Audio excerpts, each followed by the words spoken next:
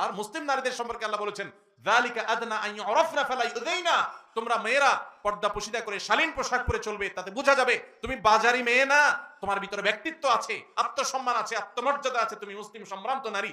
তোমাকে নিয়ে অন্য পুরুষরা মনে মনে বাজে চিন্তা কুচিন্তা করবে, এটা তুমি হতে দেবে না, সেজন্য তোমার সম্ভ্রম তুমি হেফাজত করবে।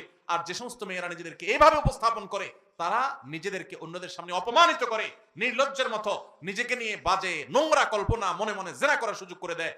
এটা সবাই বোঝে, কিন্তু তার বিবেকটা সেভাবে কাজ করে না। একটা কালো বোরকাই পড়তে হবে, নট নেসেসারি, এটা জরুরি না, কিন্তু আপনাকে শালীন হতে হবে, সৌন্দর্য প্রদর্শন করে বেড়াবার মানসিকতা থাকতে পারবে না। এটা জাহিলি যুগের মূর্খ যুগের মানুষরা করতো, এটা কোনো সভ্য যুগের মানুষরা করে না, পশুরা করে, এটা মানুষ করে না।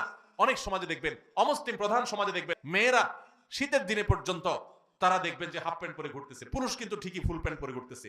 তাহলে ঠান্ডা কেউ বেচারি লাগে না? স্বাধীনতার নাম দিয়া তারে ভোগের পণ্যে পরিণত হওয়া